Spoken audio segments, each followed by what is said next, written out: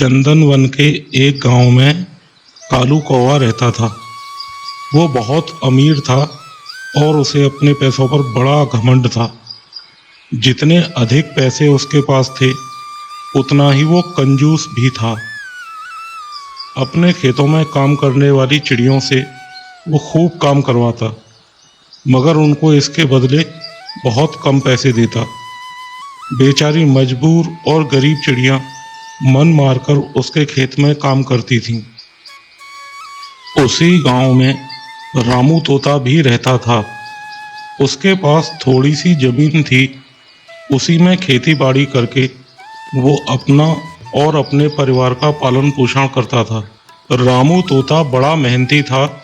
वो दिन भर अपने खेत में काम करता और अपनी मेहनत के दम पर इतनी फसल उगा लेता था कि अपने परिवार के लिए 2 समय का भोजन जुटा सके।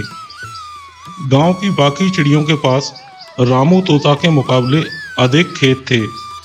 वे सब रामू की मेहनत देखकर हैरान होते कि कैसे वो इतने छोटे से खेत में इतनी सारी फसल उगा लेता है। एक साल गांव में भयंकर सूखा पड़ा। बिना बारिश के खेत खलिहान सूखने लगे। गरीब चिड़ियों के पास सिंचाई की कोई व्यवस्था न थी। वे सिंचाई के लिए बारिश पर ही निर्भर थीं, इसलिए उनकी सारी फसल बर्बाद हो गई। रामू तोता के साथ भी यही हुआ। अपने छोटे से खेत के सहारे वो किसी तरह अपने परिवार का पालन पोषण कर रहा था। अब उसके सामने भी भूखों मरने की नौबत आ गई। मजबूरी के कारण वो गांव के कालू कौवा के पास कर्ज मांगने गया। कालू कौवा कंजूस तो था ही, सो उसने सोचा कि यदि उसने रामू को पैसे दिए तो ये लौटा तो पाएगा नहीं, इसलिए इसे अपने खेत में काम पर लगा लेता हूँ। ये मेहनती भी है और मजबूर भी। कम पैसों में इससे दोगुनी मेहनत करवाऊंगा। उसने रामू तोता से कहा, रामू, मैं तुझे कर्ज तो दे नहीं सकता, हाँ, लेकिन तेरी इतनी मदद कर सकता हूँ कि तुझे अपने खेत में काम पर रख लूं। तुझे महीने के 1000 रुपए दे दिया करूंगा। पर मालिक, दूसरी किसान चिड़ियों को तो 2000 रुपए मिलते हैं। लाए तो कर, वरना मेरे पास चिड़ियों की कमी नहीं है। बेचारा मजबूर रामू तोता भला क्या करता, सो हामी भरकर घर लौट आया।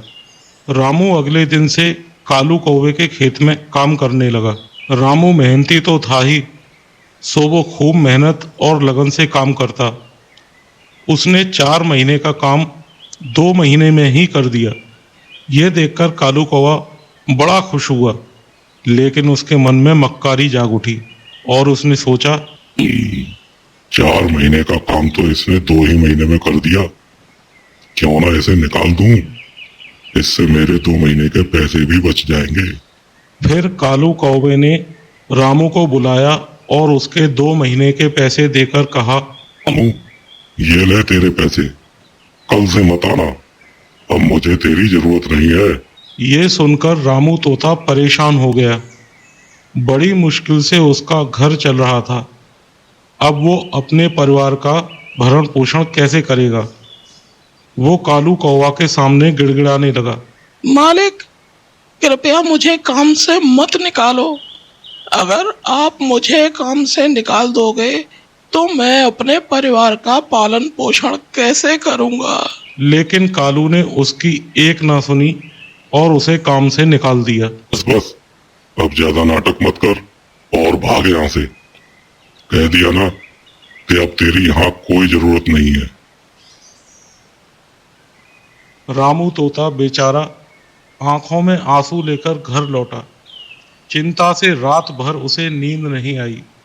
सुबह उठकर उसने फैसला किया कि वो फिर से कालू कौवा के पास जाएगा और उससे विनती करेगा कि उसे वापस काम पर रख ले। रामू अगले दिन सवेरे ही कालू कौवे के घर के सामने जाकर बैठ गया। सुबह उठकर जब कालू अपने घर से बाहर निकला तो उसने रामू को अपने घर के सामने बैठे हुए देखा। उसने रामू तोता से पूछा, रामू, तू यहाँ क्यों आया है?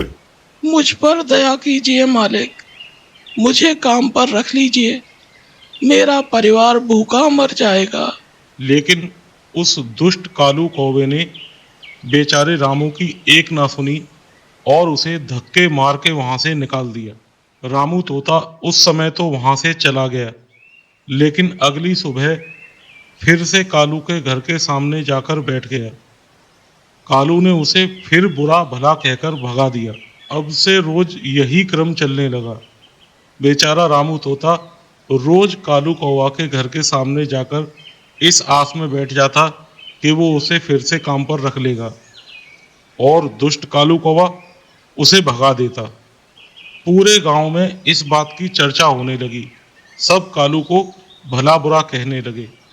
इस तरह गांव में अपनी बदनामी होते देखकर और इस सब से तंग आकर कालू कौवा ने सोचा, क्यों ना कुछ दिन अपने परिवार के साथ दूसरे गांव अपने रिश्तेदार के घर चला जाऊं।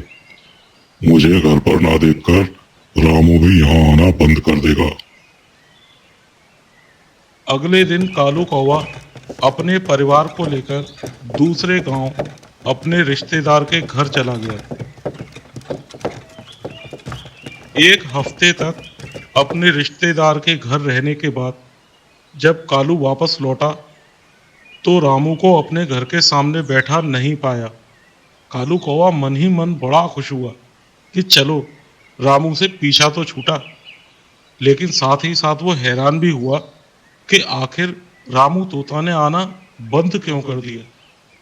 उसने गांव वालों को बुलाकर पूछा तो पता चला कि रामू तोता घायल है और अपने घर पर पड़ा हुआ है।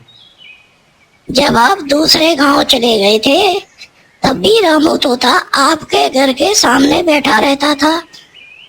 एक दिन आपका खाली घर देखकर कुछ चोर चोरी करने के इरादे से आपके घर में घुसे, लेकिन वे रामू की नजर में आ गए तो रामू तोता अपनी जान की परवाह न कर उनसे उलझ गया और उन्हें भगा दिया।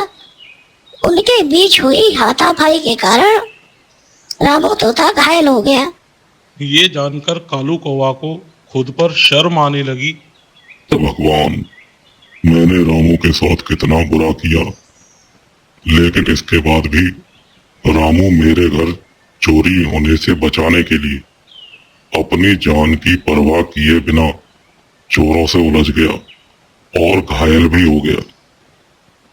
मुझे रामू के साथ ऐसा बुरा व्यवहार नहीं करना चाहिए था। ये सोचकर कालू मन ही मन पछताने लगा। फिर उसने रामू के घर जाने का फैसला किया। जब कालू कौवा रामू तोता के घर पहुंचा तो उसने देखा कि रामू बड़ी बुरी हालत में चारपाई पर पड़ा हुआ है और उसके बच्चे बेचारे भूख से बिलख रहे हैं। ये देखकर कालू कौवा का दिल भर आया। उसने रामू तोता से अपने किए की माफ़ी भी मांगी, उसका इलाज भी करवाया और उसके ठीक हो जाने के बाद अच्छी पगार के साथ उसे वापस काम पर रख लिया।